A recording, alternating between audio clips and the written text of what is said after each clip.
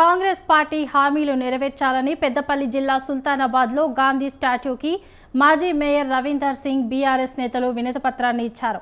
మోసపూరిత హామీలతో కాంగ్రెస్ పార్టీ అధికారంలోకి వచ్చిందని వారు మండిపడ్డారు. కాంగ్రెస్ పార్టీ అధికారంలోకి వచ్చి 420 రోజులు పూర్తయిన నేపథ్యంలో వారు నిరసన కార్యక్రమం చేపట్టారు. కాంగ్రెస్ పార్టీ మేనిఫెస్టోలో ఇచ్చిన హామీలు నెరవేర్చాలన్నారు. మహాత్మా గాంధీ వర్ధంతి సందర్భంగా ఆయన విగ్రహానికి బీఆర్ఎస్ నేతలు వినతి పత్రాన్ని అందజేసి నిరసన తెలిపారు.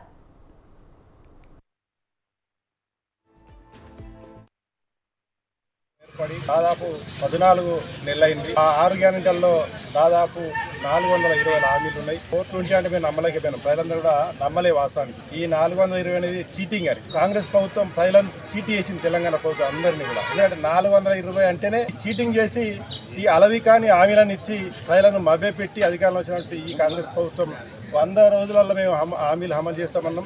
నిన్నటికి నిన్న మన స్పీకర్ గారు కూడా మేము ఆ లోతు ఎంతో చూడలేదు, మేము అసలు ఈ యొక్క పథకాలు పెట్టేప్పుడు ఆ లోతు తెలియలేదు అంటారు. అంటే అంతకుముందు బట్టి విక్రమార్క గారు మాకు తెలియదు మేటర్ చెప్తామని మేము అంత పిచ్చోళ్ళమా అన్నారు. తెలంగాణ ప్రజలకు మభ్యపెట్టడానికి రకరకాలుగా జిమ్మిక్కులు వేస్తూ ఇటు రైతులను ఇటు ప్రజలను మభ్యపెట్టుకుంటూ ఈ యొక్క కాంగ్రెస్ ప్రభుత్వం 14 నెలల కాలం వెళ్ళదీసింది. రైతు బంధు అన్నారు, రైతు బంధు పోయింది. 2500 మహిళలకు అన్నారు, అది పోయింది. తులం బంగాళం అన్నారు, అది పోయింది.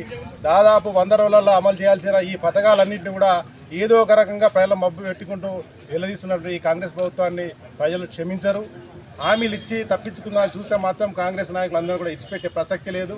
గ్రామాలను తిరగలేని పరిస్థితి ఉన్నది, ముఖం ఎత్తుకోలేని పరిస్థితి ఉన్నది. కాబట్టి ఈ హామీలందరినీ కూడా ప్రజలకు హామీలను అమలు చేయాలని ఈ సందర్భంగా కాంగ్రెస్ ప్రభుత్వం ఏర్పడి దాదాపు 14 నెలలైంది. ఆ 6 గ్యారెంటీ